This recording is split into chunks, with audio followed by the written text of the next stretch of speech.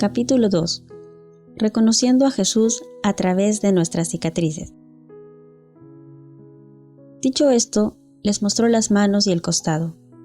Al ver al Señor, los discípulos se alegraron. Juan 20:20.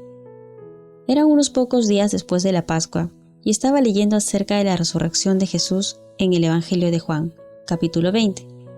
Había leído esta historia muchas veces antes, pero esta vez Dios me abrió los ojos para ver algo que nunca antes había notado. Con los ojos de mi mente, pude ver la bruma de las primeras horas de la mañana suspendida sobre el jardín que rodeaba la tumba donde yacía el cuerpo de Jesús desde hacía unos 3 días. Allí se encontraba María Magdalena, sumida en el dolor y luto por la muerte de su amado Jesús. Pero luego María titubea, parpadea, trata de reenfocar sus ojos y descubre lo impensable. La piedra de la entrada a la tumba de Jesús había sido movida. ¿Cómo puede ser esto?, María pensó para sí misma. ¿Quién puede haber robado su cuerpo? Debo ir y contarle a los otros, se decía, mientras se alejaba rápidamente de la tumba vacía. «Se lo han llevado», dijo María, mientras atravesaba con prisa la puerta de la habitación donde estaban escondidos los discípulos. Su cuerpo ha desaparecido. Sin hacer pregunta alguna, Pedro saltó del lugar donde estaba sentado y salió corriendo. Un Juan mucho más joven y ágil que Pedro lo siguió detrás y eventualmente pasó a su amigo más viejo. «No está aquí», Juan susurró mientras miraba hacia adentro de la cueva. «Se han llevado su cuerpo». Un momento más tarde llegó Pedro. Quedó atónito. «Mira», le dijo Juan, su amigo, «allí, en esa esquina». Un rayo de luz penetraba la oscuridad como si fuese un reflector de teatro, iluminando a un solo actor. Al final del rayo de luz se encontraban las vendas vacías con las que había sido sepultado Jesús. Pedro atropelló al tímido Juan y entró en la oscura tumba.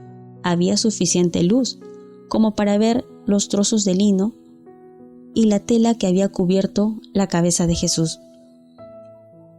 «¿Qué ha pasado aquí? ¿Qué significa todo esto?», ponderaban los dos hombres. Pedro y Juan regresaron a sus hogares, pero María se quedó en el jardín, llorando a su amado Jesús. Se arrodilló frente a la entrada de la tumba vacía, cubriendo con sus manos sus ojos llorosos.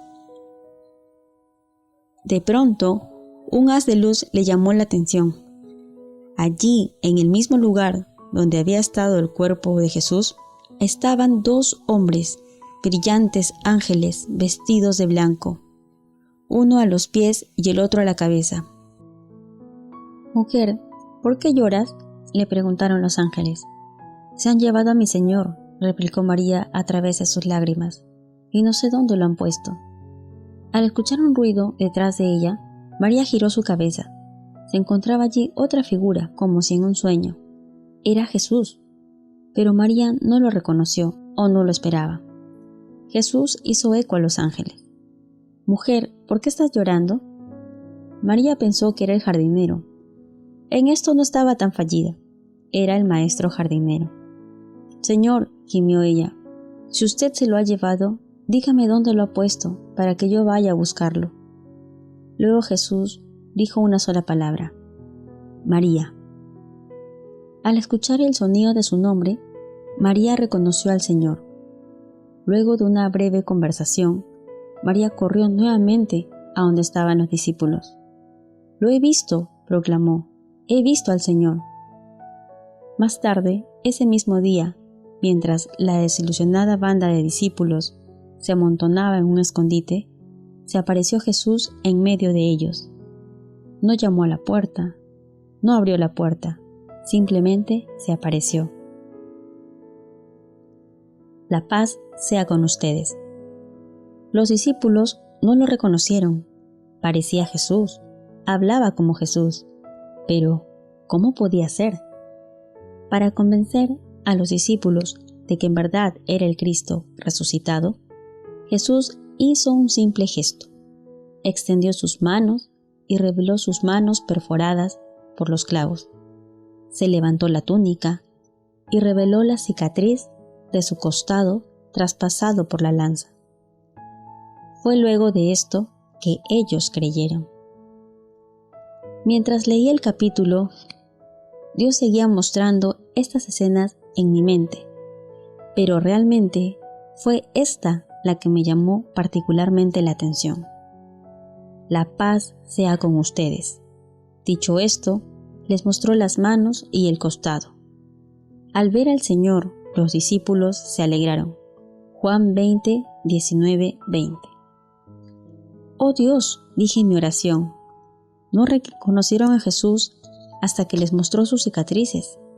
Sí, hija mía, él parecía decirme, esto es lo que yo quería que vieses. No me reconocieron hasta que fue mostrado mis cicatrices, y por ellas es que hasta el día de hoy otros lo reconocen.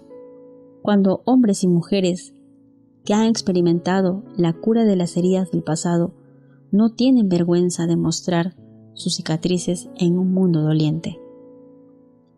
Fue como un tipo de epifanía, una revelación, un cambio dramático en mi pensamiento. Jesús no necesitaba retener las cicatrices de la crucifixión en su cuerpo resucitado. Podía haber regresado sin ellas. Después de todo, fue por su poder que los leprosos tuvieron nueva carne en sus manos y pies. Pero Él eligió retener sus cicatrices. Yo creo porque eran preciosas para Él. De esta manera iban a poder reconocerlo. Por 6 meses, Dios me despertó cada mañana con las mismas palabras. No te avergüences de tus heridas. Señor, yo no me avergüenzo de mis heridas. Cuento mi historia con lujo de detalles por donde voy. No te avergüences de tus heridas, continuaba diciéndome, como Pedro, cuyo corazón parecía estrujarse ante el repetido cuestionamiento de Jesús al lado del fuego. Pedro, ¿me amas? Mi corazón se perturbaba por la confusión. No tengo vergüenza, Señor. ¿Por qué me sigues despertando con las mismas palabras día a día? Hay más. Ayuda a otros a entender. Dios todavía me habla acerca del poder de nuestras historias personales y de cómo las cicatrices de nuestro pasado son como hermosos tesoros. Jehová Rafa, el Dios que sana, coloca su mano en las heridas sangrantes de nuestros corazones y transforma esas heridas en hermosas cicatrices. Curar, eso es lo que hace el Señor. Contar a otros acerca de su poder sanador en nuestras vidas. Eso es lo que Jesús desea que nosotros hagamos. De esta manera, otros van a reconocer que es el Hijo del Padre. El poder de una historia. Mi vida comenzó unos pocos días antes de Navidad. Por supuesto, no recuerdo mi debut, pero entiendo, por lo que me cuentan, que era un día nevado en la pequeña ciudad de Spring Hope, Carolina del Norte. Spring Hope era demasiado pequeña para tener un hospital, por lo que mis padres tuvieron que manejar hasta Rocky Mount, donde el drama de mi vida iba a comenzar. Por supuesto, mi vida era tan solo una parte de la serie de dramas en la saga de las familias Edwards y Anderson, pues ninguno de nosotros es un libro que se mantiene parado por sí solo. No recuerdo mucho de mis primeros años de vida. Tengo furtivos recuerdos de mi abuela que parecía eternamente vieja. Recuerdo sus dientes postizos que ponía en un vaso con agua por las noches, sus amplios bombachones que ponía a secar en la cuerda de la ropa y la larga trenza que solía enroscar en su cabeza para el día y dejaba colgar hasta la cintura durante la noche. Tengo recuerdos muy vagos de mis primeros 5 años de vida. Desafortunadamente, los recuerdos más prominentes son desagradables. Estoy segura de que hubo días felices guardados en el libro de los recuerdos en mi mente.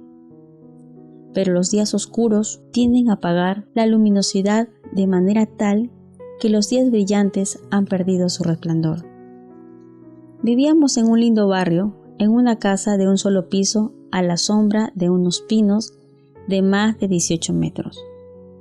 Un grupo de azaleas se alineaban enfrente de nuestra casa.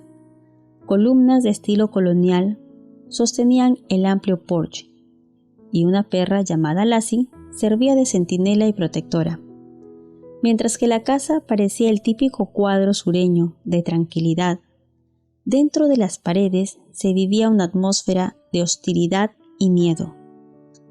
Mi padre no bebía todos los días, pero cuando lo hacía, no sabía cuándo parar. Mis padres peleaban tanto verbal como físicamente delante mío, y yo vivía muchos de mis días con miedo.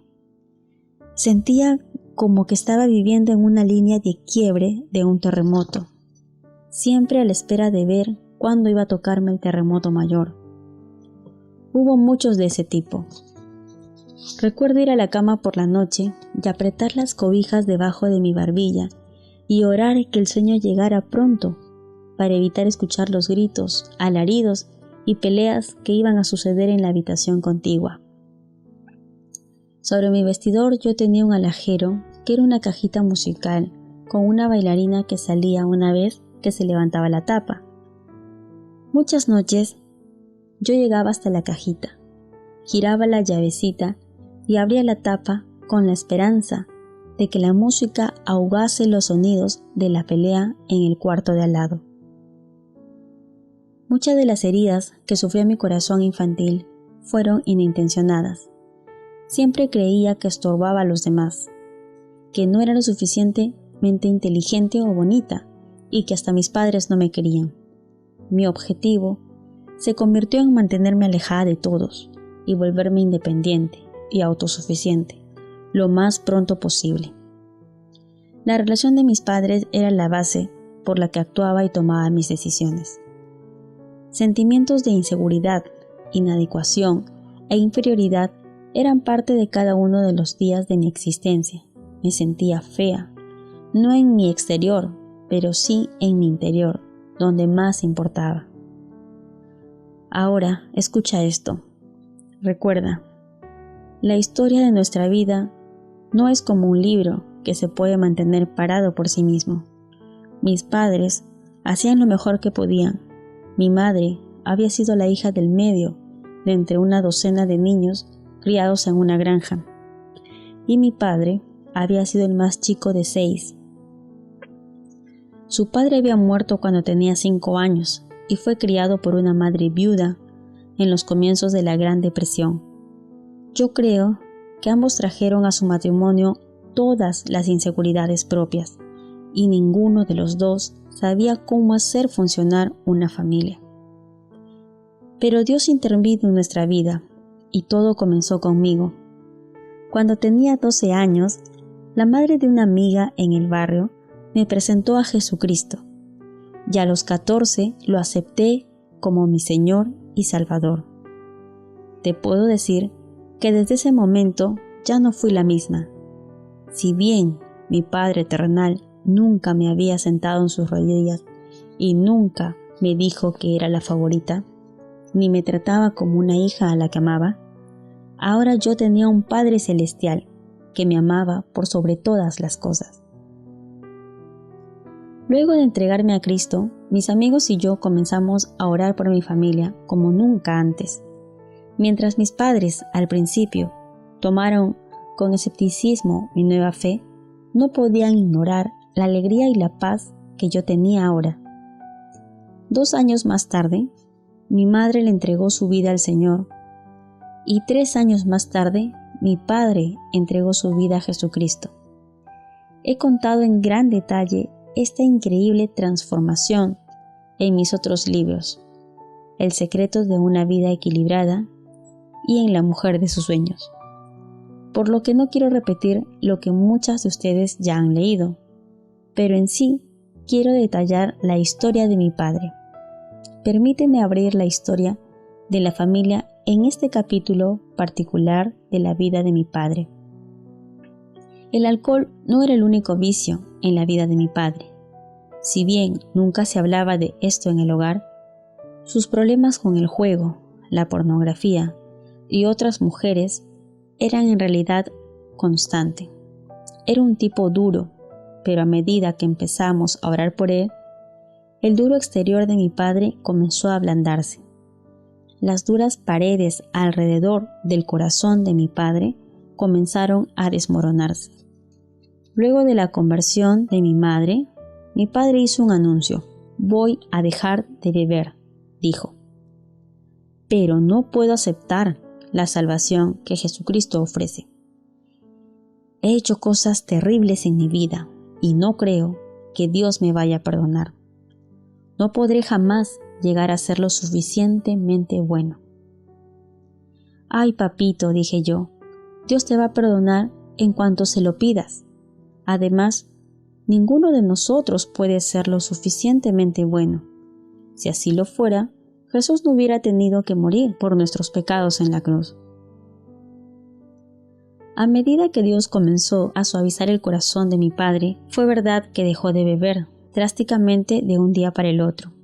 En sí, era todo un milagro, pero aún existía él, como un volcán de enojo, siempre bullendo bajo la superficie, y nunca sabíamos cuándo ese enojo podía volver a surgir y escupir lava de odio y resentimiento sobre nuestras vidas. Continuamos orando. Mi padre había sido un hombre de negocios exitoso, pero en cierto momento, cuando yo tenía 20 años, comenzó a pasar por un laberinto de vuelcos y giros en su vida que solamente Dios podía haber orquestado. Renunció a su trabajo en la compañía donde había sido gerente para comenzar su propia empresa de provisión de materiales de construcción.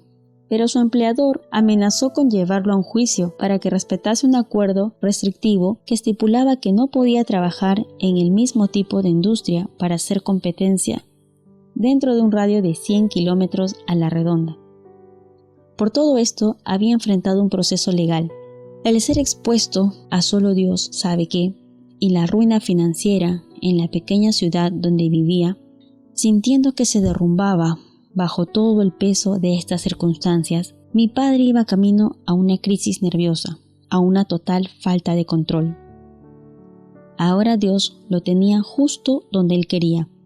Mi padre había tocado fondo y la única dirección hacia donde ir era hacia arriba. Mientras estaba en Pensilvania, a unos 800 kilómetros de su hogar, mi padre sintió que estaba a punto de quebrarse. Así que se dirigió a una iglesia y preguntó si había alguien allí que lo pudiese ayudar. ¿Hay aquí un pastor que pueda orar conmigo?, preguntó. «Lo lamento», respondió la recepcionista. «No está aquí en estos momentos. Pero aquí tiene», continuó mientras anotaba una dirección en un trozo de papel. «Aunque nuestro pastor no está aquí, yo sé que Clyde Barnes, el pastor de la iglesia más allá, está haciendo algo de construcción en el nuevo edificio de su iglesia. ¿Por qué no se dirige allí y trata de encontrarlo? Estoy segura de que lo va a ayudar». Entonces mi padre volvió a subir a su auto y manejó hasta esa iglesia, donde encontró a un hombre con un martillo en mano y Jesús en su corazón. «¿Qué puedo hacer por usted?», dijo el pastor.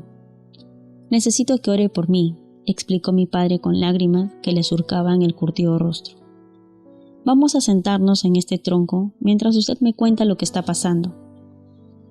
Por varias horas mi padre se sentó al lado de este colega constructor y le contó lo que había hecho en su vida. Cuando mi padre terminó sus confesiones, el pastor puso su brazo alrededor de los hombros agitados de mi padre y le contó su propia historia. «Como ves, Alan», comenzó, «yo era un hombre como tú».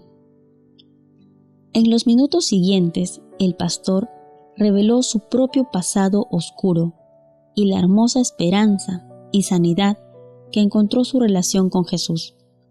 Como el Cristo resucitado, el pastor reveló sus cicatrices y mi padre reconoció al Salvador. Ese día, mi padre y este pastor, que no conozco, se arrodillaron en los bosques de Pensilvania y oraron la oración del pescador arrepentido. Mi padre entró en esos bosques como un pecador y salió de ellos transformado en santo. ¿Qué hizo que mi padre cambiara? Bueno, con toda seguridad fue el poder del Espíritu Santo que movió a su espíritu muerto a buscar la vida. Y también creo que, debido a que este pastor estuvo dispuesto a mostrar sus propias cicatrices, un hombre cuyas abiertas heridas necesitaban cura, pudo encontrar la ayuda que estaba buscando. A menudo me pregunto, ¿qué hubiera pasado si el pastor hubiera sentido vergüenza de su vida pasada y hubiera guardado los detalles sórdidos de su pasado para sí mismo? Me animo a decir que posiblemente mi padre no hubiera aceptado a Cristo ese día. Cuando no estamos avergonzados de nuestras cicatrices, sino que contamos la historia de cómo Dios ha redimido nuestra vida y nos ha sacado del pozo, la gente puede ver a Jesús en nuestra vida. Se convierte en alguien real. De pronto Jesús no es solamente un hombre en un libro, o en un rostro, o en una pintura. Se convierte en el gran médico, el sustentador, el redentor. Él se vuelve real. Más tarde, en la vida de mi padre, explicó, le conté a un hombre todo lo que yo había hecho en mi vida, y él me respondió que había hecho las mismas cosas. Por ello, me di cuenta que si Dios podía perdonarlo a él y hasta le permitía ser un predicador, entonces también podía perdonarme a mí. Todos tenemos una historia para contar. Todo seguidor de Jesucristo tiene una historia para contar. Así era yo antes y así soy ahora. Tradicionalmente llamamos a nuestras historias testimonios. En los tribunales de justicia, un testimonio es el relato de alguien que ha presenciado un acto. Un hombre o una mujer no pueden sentarse en el banquillo a testificar y pasar a narrar lo que otro le ha dicho acerca de un incidente. Solamente pueden contar acerca de lo que han visto con sus propios ojos o lo que han escuchado con sus propios oídos. De la misma manera, la historia más poderosa que podemos narrar es lo que Cristo ha hecho por nosotros, cómo nos trajo de la muerte a la vida. Un día Jesús pasaba cerca de un hombre ciego, sentado al camino. Jesús escupió en el polvo del camino, hizo una pasta de barro y refregó ese barro en los ojos del ciego. «Ve y lávate en el estanque», le dijo al hombre. Cuando este hombre lavó ese barro sagrado de sus ojos, por primera vez en su vida, pudo ver los rayos del sol, las olas en el agua del estanque y las palmas de sus manos. Recibió el regalo de la vista. No era barro lo que contenía poderes milagrosos. Nunca lo es. Es lo que Jesús, con ese polvo, lo que transformó esa sustancia en un medio para curar. Y lo mismo sucede con nuestras vidas. La gente de la aldea estaba maravillada. ¿Este es el mismo hombre que hemos visto por años pidiendo limosna en el camino?, se preguntaban. «Soy yo», replicaba él con alegría, «el mismísimo yo». «¿Cómo recibiste la vista?», preguntaban todos. «Un hombre llamado Jesús hizo lodo con la tierra del camino y refregó mis ojos con el lodo, y luego me envió a Siloé para que me lavara. Hice tal como me lo ordenó. Cuando terminé de lavarme, pude ver». Las autoridades religiosas no estaban felices de ver que Jesús había sanado a este ciego en el día de reposo. Estaban más preocupados por las leyes religiosas que por la ceguera de este ser humano, por lo cual interrogaron al hombre en cuestión. «Me puso lodo sobre los ojos, me lavé y ahora veo». No satisfechos con esta respuesta, llamaron a los padres del hombre y lo interrogaron. Ellos respondieron: «Sabemos que este es nuestro hijo y sabemos que nació ciego, pero no entendemos cómo es que ahora puede ver. no tenemos idea de lo que ha provocado que ahora pueda ver. ¿Por qué no le preguntan ustedes? Es un adulto y puede responder por sí mismo. Así que nuevamente volvieron a traer al hombre que era ciego para seguir cuestionándolo. El que hizo esto no puede ser Dios, dijeron. Sabemos que ese hombre es un pecador. A lo cual el hombre, que había recibido el milagro de la vista, contestó: Yo no sé si es pecador o no, lo único que sé es que yo era ciego y ahora veo. Es muy difícil poder refutar la historia personal de alguien en una vida con propósito, nos dice Rick Warren. Las historias personales también son más fáciles de relatar que los principios, y a las personas les gusta oírlas, captan nuestra atención y las recordamos por más tiempo. Los no creyentes quizá pierdan el interés si citas a los teólogos más reconocidos, pero sienten una curiosidad natural acerca de las experiencias que ellos nunca han tenido. Compartir historias construye un puente relacional que Jesús puede cruzar de tu corazón al de otros. Si ahora el hombre ciego tenía una historia que contar, Dios lo había planeado desde hacía mucho tiempo. Aún antes de que ocurriera el milagro, los discípulos de Jesús habían preguntado: Rabí, para que este hombre haya nacido ciego, ¿quién pecó, él o sus padres? Ni él pecó ni sus padres, respondió Jesús, sino que esto sucedió para que la obra de Dios se hiciera evidente en su vida. Juan 9, 2, 3. A veces, la vida no se desarrolla de la manera que pensamos que debería y gritamos: ¿por qué, Señor? ¿Por qué? Y la respuesta de Dios es la misma: para que la obra de Dios se haga evidente en tu vida. La historia personal de Pablo. La historia del hombre ciego implicaba la sanidad de una enfermedad física, pero algunos de los testimonios más poderosos son los que narran la sanidad de un alma enferma. Tal fue el caso de Pablo. Era un hombre con un pasado y no tenía vergüenza de contarlo. En varias oportunidades, en ocasión de hablar o predicar a las multitudes, comenzaba por compartir las cicatrices de su historia personal. Mientras hablaba en Jerusalén, Pablo comenzó a revelar su pasado. Dijo: Yo soy judío, nacido en Tarsa de Cilicia, pero criado en esta ciudad, bajo la tutela de Gamaliel, recibí instrucción en la ley de nuestros antepasados, y fui tan celoso de Dios como cualquiera de ustedes lo es hoy día. Perseguí a muerte a los seguidores de este camino, arrestando y echando a la cárcel a los hombres y mujeres por igual, y así lo pueden atestiguar el sumo sacerdote y todo el consejo de ancianos. Incluso obtuve de parte de ellos carta de extradición para nuestros hermanos judíos en Damasco, y fui allá con el fin de traer los presos a Jerusalén a los que encontrara para que fueran castigados. Hechos 22, 3, 5. Pablo admitió que había cometido atrocidades contra Jesucristo y aquellos que se llamaban a sí mismos cristianos. Pero luego continuó: Sucedió que a eso del mediodía, cuando me acercaba a Damasco, una intensa luz del cielo relampagueó de repente a mi alrededor. Caí al suelo y oí una voz que me decía: Saulo, Saulo, ¿por qué me persigues? ¿Quién eres, Señor?, pregunté. Yo soy Jesús de Nazaret, a quien tú persigues, me contestó él. Los que me acompañaban vieron la luz, pero no percibieron la voz del que me hablaba. ¿Qué debo hacer, Señor?, le pregunté. Levántate, dijo el Señor, y entra en Damasco. Allí se te dirá todo lo que se ha dispuesto que hagas. Hechos 22, del 6 al 10. Pablo comenzó por contarnos quién era y lo que había hecho, y luego nos narró la increíble transformación que ocurrió cuando creyó. No endulzó su pasado, ni trató de justificar sus acciones.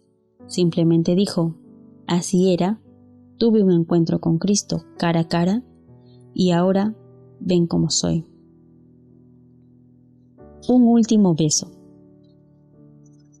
Cuando Porter salió de casa esa mañana para ir a trabajar en la casa de mi hermana, explicó Mika, yo no tenía la menor idea de que nunca más iba a regresar a nuestro hogar. Cuando me dio su beso de despedida, no sabía que ese beso iba a ser el último, o que su hijo recién nacido nunca iba a llegar a conocer la cara de su padre. Luego de ese día, Porter nunca envejeció como yo hubiera imaginado que íbamos a envejecer juntos. Al contrario, desde ese día, siempre va a ser joven en mi corazón y en mi mente. Mika conoció a Porter cuando tenía 19 años. Trabajaba cargando cajas de alimentos congelados en enormes camiones de 18 ruedas, que a su vez transportaban estos alimentos por todo el país. Sus músculos bien definidos, sus penetrantes ojos oscuros y el hoyuelo en su mentón lo hacían un joven encantador. Después de la primera cita, Mika ya sabía que ese era el hombre con el que deseaba pasar el resto de su vida. Un año después de haberse conocido, Mika y Porter se casaron. Sentíamos como el mundo entero había sido creado para nosotros, dijo Mika. Nada podía afectar nuestro amor. Si el mundo se hubiese acabado en ese momento, no nos hubiera importado, siempre y cuando pudiéramos permanecer juntos. Los recién casados eran tan pobres como ratones de iglesia, pero vivían su amor el uno por el otro y sus grandes sueños. Sus noches los encontraban abrazados en el sillón de su pequeño hogar, fantaseando acerca del futuro, poniendo nombres a los hijos que aún no habían nacido y pensando en cómo iba a ser la casa que iban a construir. Luego de 18 meses de casados, el amor que se profesaban se manifestó en un pequeño hijo varón. Como un cuento de hadas, todos los sueños de Mika se iban haciendo realidad. Pero luego sucedió algo completamente inesperado dentro de esta historia del libro de cuentos. Recuerdo que iba y venía con el bebé en mi cadera, preguntándome dónde podía estar Porter. Por la cena se estaba enfriando en la mesa y no había llamado para decir que iba a llegar más tarde. Comencé a preocuparme. Luego escuché los golpes en la puerta. Al ver a mi padre, quien estaba a la puerta con su rostro blanco como un papel, pregunté: ¿Qué pasa, papi? ¿Ha pasado algo malo? Porter ha tenido un accidente, dijo mi padre. Necesitamos ir al hospital. ¿Está muy mal?, pregunté. No sé, contestó. El viaje al hospital me pareció una eternidad. Nunca antes me había parecido un trayecto tan largo. Con cada momento que pasaba, mi ansiedad crecía. Mi mente conjuraba todo tipo de cosas malas que hubieran podido pasar, pero nada me había preparado para lo que iba a ver. Esa mañana temprano, el esposo de Mika había ido a la casa de su cuñado para ayudarlo a impermeabilizar el sótano. Porter y Pat cavaron una fosa alrededor del cimiento de la casa y luego comenzaron a aplicar un material impermeable que era altamente inflamable. Mientras trabajaban, como la fosa era profunda, los gases de este material seguían sin dispersarse. Cuando faltaba solamente 1,5 metros para terminar el proyecto, el aparato del aire acondicionado y calefacción que estaba fuera de la casa se encendió automáticamente, provocando una chispa que encendió los gases en la fosa. La fosa se convirtió en un infierno de llamas. Pat logró salir de la fosa, pero vio a Porter envuelto en llamas. Rápidamente bajó nuevamente y lo sacó. Ambos hombres eran como 2 antorchas vivientes, con las llamas quemando su ropa y su piel. Unas casas más allá, unos bomberos estaban terminando con un llamado de ayuda. Cuando vieron las llamas, acudieron prontamente a la escena del fuego. Para cuando llegaron donde estaban Porter y Pat, ambos estaban en estado de shock. Inmediatamente, colocaron a los 2 hombres quemados en camillas.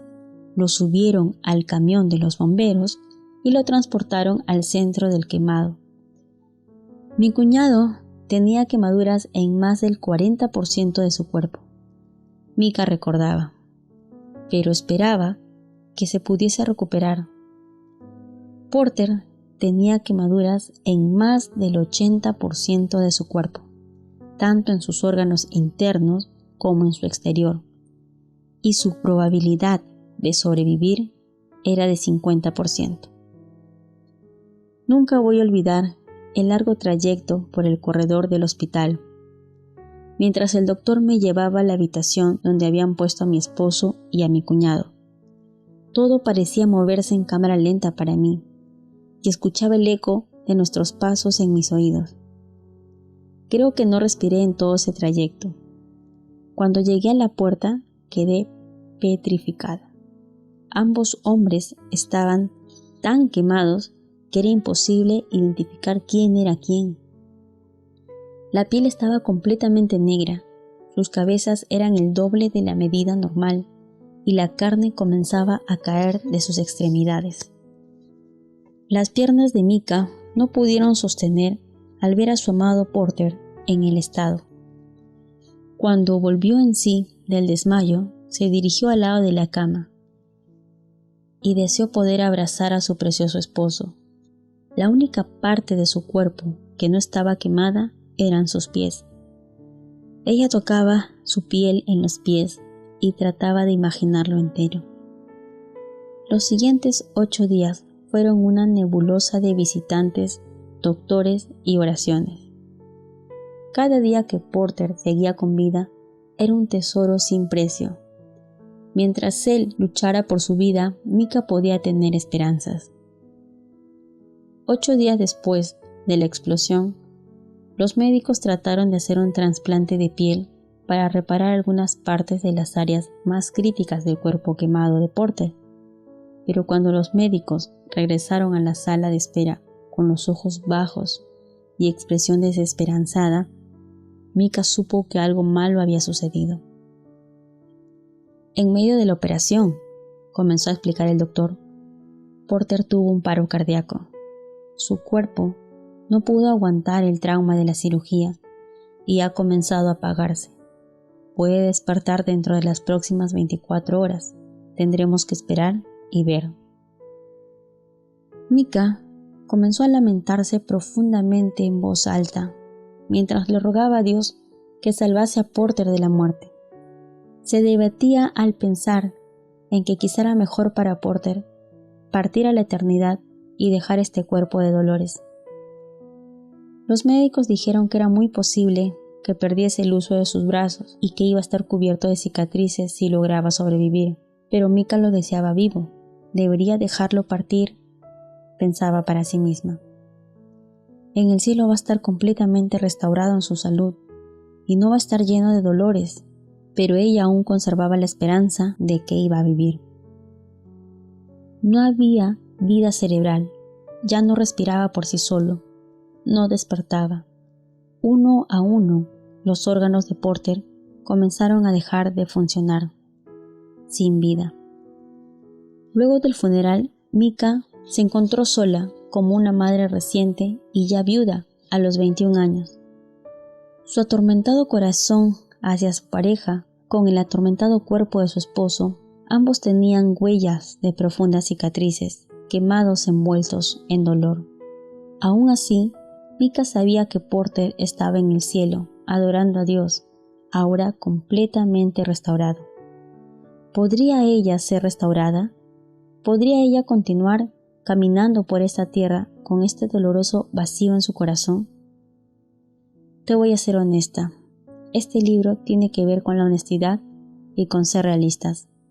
Micah estaba enojada, estaba furiosa contra Dios por haberse llevado a su esposo, al padre de su hijo, al hijo de su suegra. Se sentía totalmente abandonada por Dios, por el Dios que ella había amado desde que era pequeña. ¿Cómo pudiste hacerme esto?, gritaba Micah. Luego, una solitaria noche, después de haber puesto al bebé a dormir, Micah consideró unirse a Porter. Se debatía entre morir para estar con su esposo o vivir para estar con su hijo. En un momento crítico, escuchó el sonido de la respiración del bebé por el monitor, como si Dios hubiese aumentado el volumen. ¿Cómo pudiste hacerme esto?, gritaba Micah contra el cielo. Micah cuenta lo que sucedió esa noche. Tal como una madre corre a su hijo que está gritando, mi Padre Celestial corrió hacia mí. No lo vi con mis ojos, ni lo toqué con mis manos, pero realmente sentí su consoladora presencia envolviéndome. Todo su ser me cubrió. Fui a la Biblia y busqué el Salmo 139. ¿A dónde podría alejarme de tu espíritu? ¿A dónde podría huir de tu presencia? Si subiera al cielo, allí estás tú. Si tendiera mi lecho en el fondo del abismo, también estás allí. Si me elevara sobre las alas del alba, o me estableciera en los extremos del mar, aún allí tu mano me guiaría. Me sostendría tu mano derecha. Versículos del 7 al 10. Yo sabía que aún en este valle de muerte, Dios había venido a decirme, estoy contigo. Seguí leyendo a través de mis lágrimas. Tus ojos vieron mi cuerpo en gestación. Todo estaba ya escrito en tu libro. Todos mis días se estaban diseñando, aunque no existía ni uno solo de ellos. Versículo 16. Es como si Dios me estuviera diciendo que la muerte de Porter no era un ataque personal o el pago de mis pecados. Dios, en su plan soberano, conocía el número de días de la vida de Porter y había sido mi privilegio formar parte de alguno de ellos. Han pasado 19 años desde que Porter pasó de esta vida a la eternidad junto con Dios. Mika se ha vuelto a casar y ha dado vida a otros 2 hijos, pero la memoria de Porter la acompaña siempre. Dios ha restaurado su corazón quebrantado y sus profundas heridas, pero sus heridas son hermosas para ella, para la familia y para las incontables mujeres a las que ella ayuda. La cicatriz de cuando Porter fue cortado brutalmente de su vida es parte de su historia de redención, recuperación y renovación espiritual. Satanás hizo todo lo que pudo para tentar a Mika a no volver a confiar en Dios, porque sabe que nuestra disposición a poner nuestra vida en las manos de Dios nos llevará a la redención total. Mika ha aprendido que Dios está siempre con ella, no importa lo que pase. Mientras que la cicatriz de Mika es invisible a los ojos de otros, las cicatrices de su cuñado están bien a la vista. Se recuperó del accidente, pero sus brazos, su espalda y su pecho muestran la marca de las quemaduras en su carne. Siempre usaba camisas de manga larga y mantenía las huellas de las quemaduras fuera de la vista de los demás. Un día Mika le contó cómo se sentía acerca de las cicatrices de él. Pat, sé que te sientes avergonzado de tus cicatrices y que para algunas personas puede que ellas son feas, pero quiero que sepas que tus cicatrices son hermosas para mí. Debido a ellas, me diste la oportunidad de tener 8 días más con Porter, que de otra manera no hubiera podido tener. Pat, tus cicatrices son hermosas para mí y yo creo que también son hermosas para Dios. Mika y Pat se abrazaron en un raudal de nuevas lágrimas. Ahora Pat usa camisas de manga corta. Otro último discípulo. Cuando Jesús se apareció por primera vez a los discípulos de su resurrección, había uno de ellos que estaba ausente de este grupo, Tomás. Cuando éste regresó al grupo, los encontró a todos alborotados, contando de la aparición de Jesús, pero Tomás no les creyó ni una sola palabra de lo que decían. Mientras no vea yo la marca de los clavos en sus manos y meta mi dedo en las marcas y mi mano en su costado, no lo creeré, repuso Tomás. Una semana más tarde, estaban los discípulos de nuevo en la casa, y Tomás estaba con ellos. Aunque las puertas estaban cerradas, Jesús entró, y poniéndose en medio de ellos, los saludó. La paz sea con ustedes. Luego le dijo a Tomás, pon tu dedo aquí, y mira mis manos. Acerca tu mano y métela en mi costado, y no seas incrédulo, sino hombre de fe. Señor mío y Dios mío, exclamó Tomás. Juan 20, 25 al 28. El mundo está lleno de Tomases. Yo era uno de ellos, y quizá tú también. Y aunque no puse mis dedos en las manos con las heridas de los clavos de Jesús, ni pasé mi mano por su costado traspasado, pude reconocerlo a través de las cicatrices de hombres y mujeres que no tuvieron miedo de compartir sus historias de sanidad y redención. Y yo creí. En Apocalipsis 12:11, Juan nos cuenta: ellos lo han vencido, a Satanás, por medio de la sangre del Cordero y el mensaje del cual dieron testimonio. Hay un increíble poder que se desata cuando tiramos abajo las cadenas de la amargura, el miedo y la vergüenza para mostrar al mundo nuestras heridas. Debido a que Satanás sabe que nuestras historias son instrumentales en lograr su derrota final, va a hacer todo lo posible y hasta lo imposible para convencernos de que mantengamos nuestro tesoro escondido.